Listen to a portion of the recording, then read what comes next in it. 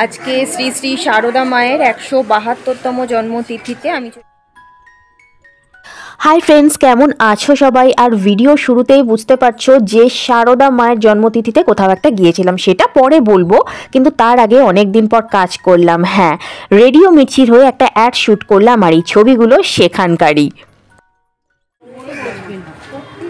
আজ শ্রী শ্রী শারদা মায়ের 172তম জন্মতিথি উপলক্ষে আমি চলে এসেছি নিমালিপুরের যে শারদা স্কুল আছে সেই আশ্রমে। নিমালিপুরের এই শারদা আশ্রমের সূচনা হয়েছিল সেই 1944 সালে, যদিও এই স্কুলটি প্রতিষ্ঠিত হয় 1959 সালে। আমার মায়ের খুব ইচ্ছে ছিল ছোটবেলায় আমি এই স্কুলে পড়ি, কিন্তু আমার বাবা কিছুতেই রাজি হয়নি, তাই আমাকে বাটানগরে থেকে বাটানগর গার্লস হাই স্কুলেই পড়াশোনা করতে হয়েছে। আমি এই মঠে সময় পেলেই চলে যাই, আর যবে থেকে নিমালিপুরের একটা স্টুডিওতে আমি কাজ করা শুরু করেছি তখন থেকে তো সময় পেলেই চলে যাই। শুধু উৎসবে নয়, প্রত্যেক একাদশীতেও আমি অ্যাটেন্ড করার চেষ্টা করি। এখানকার পরিবেশ আমার খুব ভালো লাগে। এই শারদা আশ্রমটি কিন্তু একটি প্রাইভেট আশ্রম।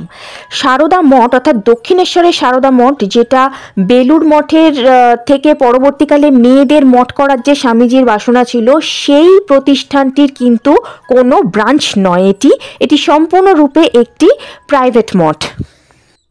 গত বছরও মা শারদা দেবীর জন্মতিথিতে আমি এখানেই গিয়েছিলাম। গত বছর মাও গিয়েছিল, এবার মায়ের শরীরটা একটু ভালো না বলে আমি একাই গিয়েছিলাম। আমারও শরীরটা ভালো না, কিন্তু তাও গেলাম চলে, আর গেলাম বলে দিনটা খুব ভালো কাটলো।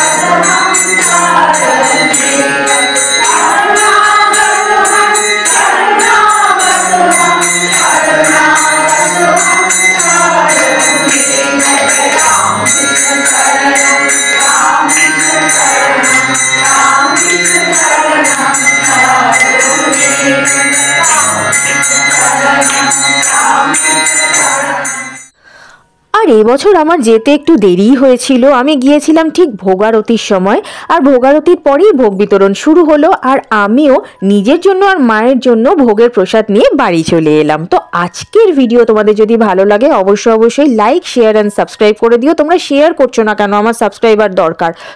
তো আজকের জন্য এইটুকুই। আর ভালো লাগুক বা খারাপ লাগুক একটু কমেন্ট করে যেও, আমিও তো জানি তোমরা কি ভাবছো আমাকে নিয়ে। সামনে ক্রিসমাস, আর তারপরেই শুরু হবে 2025 নতুন বছর। সবার ভালো কাটুক, আর আমারও যেন ভালো কাটে। আজকের জন্য এটুকুই, টাটা।